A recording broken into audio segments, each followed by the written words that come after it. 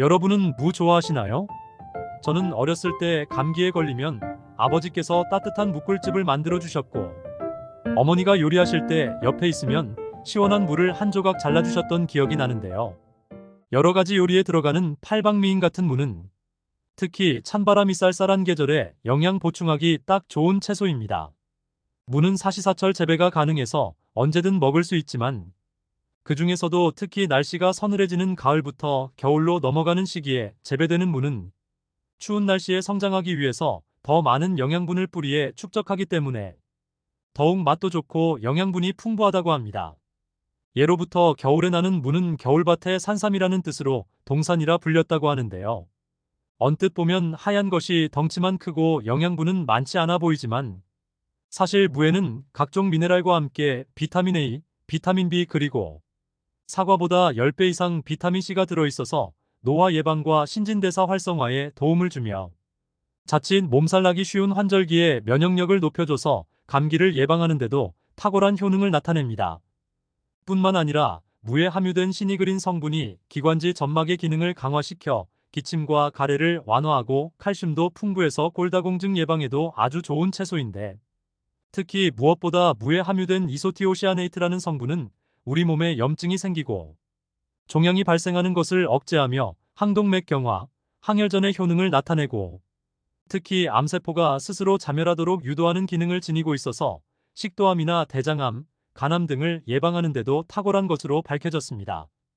하지만 이렇게 몸에 좋은 무도 어떤 음식과 어떻게 먹느냐에 따라서 내 몸에 보약이 될 수도, 반대로 독이 될 수도 있다고 하는데요.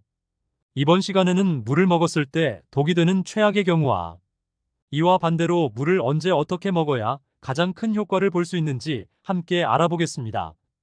무가 독이 되는 경우, 첫 번째는 바로 무말랭이입니다. 무하면 또 다른 별미, 바로 무말랭이가 빠질 수 없는데요. 물을 말려서 만든 무말랭이는 수분은 날아가고 영양소는 응축되다 보니 칼슘이 생무보다 무려 15배, 우유보다 3배 이상 많이 함유되어 있으며 철분은 48배, 식이섬유도 15배나 들어있어서 맛도 영양도 모두 챙긴 음식이라 할 수 있는데요.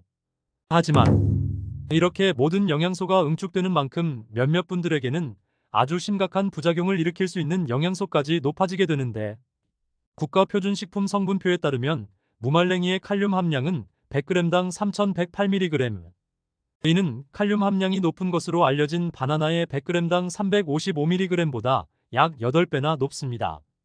정말 깜짝 놀랄 정도로 높은 수치인데요.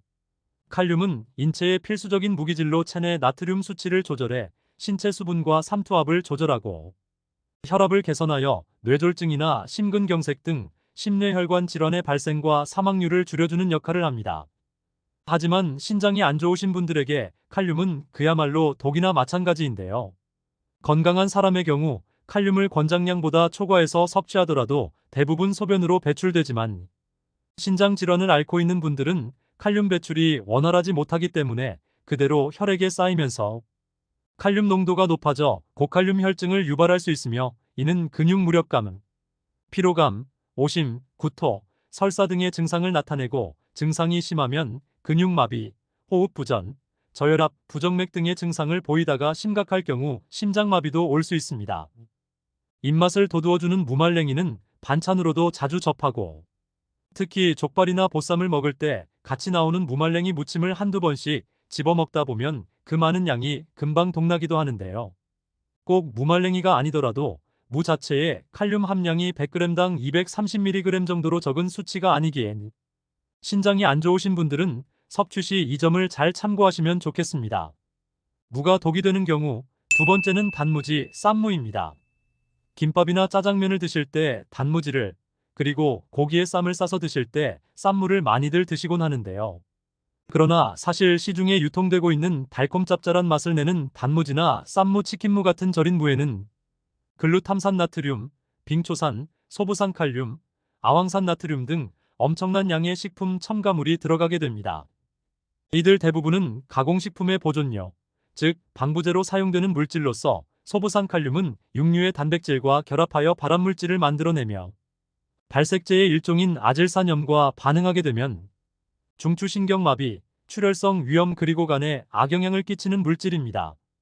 특히 단무지에 들어가는 폴리인산 나트륨은 쭈글쭈글해진 제품을 탱탱하게 만들어주는 역할을 하는데, 이 역시도 많이 섭취할 경우 체내에서 칼슘 대사가 제대로 이루어지지 않아 골다공증이나 동맥경화와 같은 부작용이 나타날 수 있으며, 또한 아황산 나트륨은 주로 식품이 변질되고 변색되는 걸 막기 위해 첨가되지만, 한때는 우리가 흔히 사용하는 나무젓가락이나 이쑤시개를 깨끗하게 보이기 위해 표백제로 사용했던 물질입니다.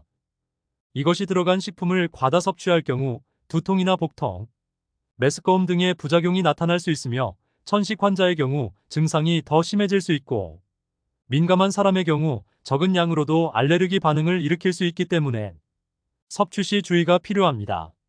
전문가들은 이러한 음식들의 소량 섭취는 큰 문제가 되지 않겠지만, 지속적으로 다량 섭취한다면 분명 몸에 안 좋은 영향을 끼칠 것이라면서, 이러한 절인 무들을 찬물에 5분 이상 담궜다가 먹는 것이 식품 첨가물을 줄이는데 도움이 된다고 조언하고 있습니다. 무가 독이 되는 경우 세 번째는 갑상선이 약하신 분들입니다. 무에는 몸에 좋은 다양한 영양소가 들어있지만, 반대로 누군가에게는 독이 되는 성분도 들어있기 때문에 섭취 시 주의가 필요한데요. 무에는 고이트로겐이라는 성분이 들어있는데, 이 성분은 주로 십자화과 채소나 콩과 식물에 많이 함유된 성분으로 다량 섭취 시 체내의 요오드 성분을 차단하는 기능을 지니고 있습니다. 요오드 성분은 갑상선에서 생성되는 갑상선 호르몬의 분비를 돕고, 신장 쪽에 위치한 부신을 힘차게 움직여 우리 몸의 활력을 만들어주는 중요한 역할을 합니다. 하지만 무에 함유된 고이트로겐 성분 때문에 갑상선 호르몬에 꼭 필요한 요오드를 제대로 사용하지 못해서 갑상선 기능 저하증을 앓고 있는 분들에게는 무가 오히려 독이 될 수 있습니다. 이 때문에 체내 대사가 떨어져 추위를 많이 타거나 얼굴과 손발이 붓고 자율신경이 둔해져서 맥박이 느려지고, 위장 운동 역시 느려져 변비가 생기는 등의 증상이 나타날 수 있습니다. 실제로 지난 2010년 암의 원인과 통제 저널에 발표된 연구 결과에서 갑상선암 환자를 대상으로 음식 섭취에 대한 조사를 했더니, 요오드 결핍이 있는 여성의 경우 십자화과 채소 섭취가 갑상선암 발병 위험을 높이는 것으로 나타났으며, 이는 십자화과 채소 섭취와 요오드 결핍 사이 상호작용 때문에 발생한 것으로 보고 있는데요. 하지만 한 가지 다행인 점은 무에 함유된 고이트로겐 성분은 가열하면 그 기능이 상실되기 때문에 갑상선에 문제가 있으신 분들은 무를 드실 때 꼭 가열 조리해서 드시는 것이 좋겠습니다. 무가 독이 되는 경우 네 번째는 오이와 당근을 함께 먹는 것입니다. 아삭하고 시원한 맛이 일품인 오이와 당근을 달큰한 맛을 내는 무와 함께 먹는 경우가 정말 많은데요. 하지만 오이나 당근을 무와 함께 먹을 경우 건강을 생각해서 먹었던 영양소들이 그야말로 말짱 도루묵이 된다고 합니다. 오이와 당근에는 아스코르비나아제라는 효소가 들어있는데, 이 효소가 무에 풍부하게 함유된 비타민C를 파괴하는 성질을 가지고 있기 때문에 무를 오이나 당근과 함께 먹는 것을 피하는 것이 좋습니다. 그렇다면 오이나 당근을 무와 함께 먹기 위해서는 어떻게 해야 할까요? 두 가지 방법이 있는데요. 첫 번째는 열에 익혀서 먹는 것입니다. 아스코르비나아제는 열에 약해서 쉽게 사라지는 성질을 지니고 있기 때문에 팬에 볶거나 끓는 물에 데치는 등 가열해서 먹는 방법이 있습니다. 두 번째는 식초와 함께 먹는 것입니다. 아스코르비나아제는 산 성분에 약하기 때문에 함께 조리하기 전 미리 식초를 뿌려두면 오이나 당근에 함유되어 있던 아스코르비나아제가 억제되어 무의 소중한 비타민C를 지킬 수 있습니다. 그렇다면 이와 반대로 물을 건강하게 섭취하는 방법들은 어떤 것이 있을까요?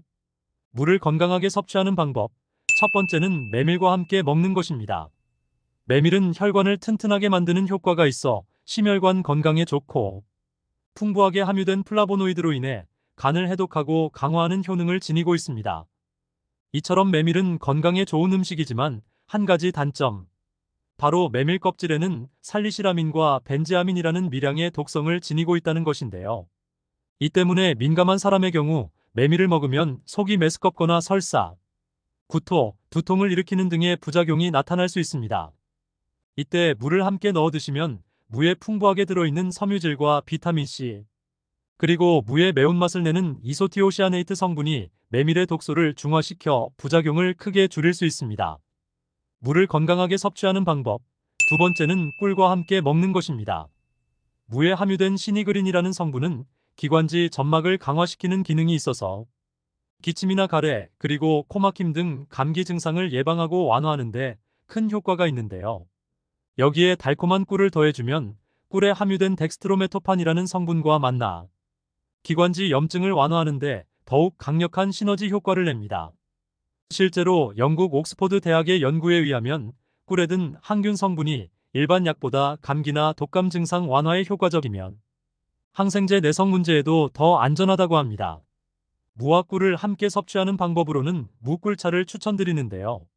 만들기도 간단하고 한번 만들어 놓으면 필요할 때 뜨거운 물에 덜어서 타먹기만 하면 되기 때문에 아주 좋습니다. 물을 건강하게 섭취하는 방법. 세 번째는 고등어와 함께 먹는 것입니다. 우리가 흔히 먹는 고등어 조림에 무가 항상 따라오죠. 맛만 좋은 줄 알았던 무와 고등어가 사실 둘도 없는 최고의 궁합이라고 하는데요.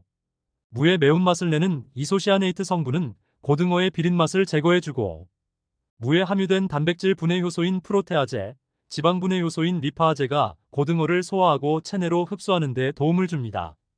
또한 무의 풍부한 비타민C는 고등어에 다량 함유된 철분을 흡수하는 데 도움을 주는 데다 무에는 부족한 단백질을 고등어가 채워주니 그야말로 환상의 궁합이라 할 수 있겠는데요. 오늘 식사 때는 무가 들어간 요리를 드셔보는 건 어떠신가요? 오늘은 무와 함께 먹으면 독이 되는 음식과 보약이 되는 음식에 대해 알아봤습니다. 정보가 도움되셨다면 주변의 소중한 분들에게 영상을 공유해주세요. 구독과 좋아요도 부탁드릴게요. 구독과 좋아요는 건강 돋보기에게 언제나 큰 힘이 됩니다. 다음에 더 유익한 영상으로 찾아오겠습니다. 건강하고 행복하세요.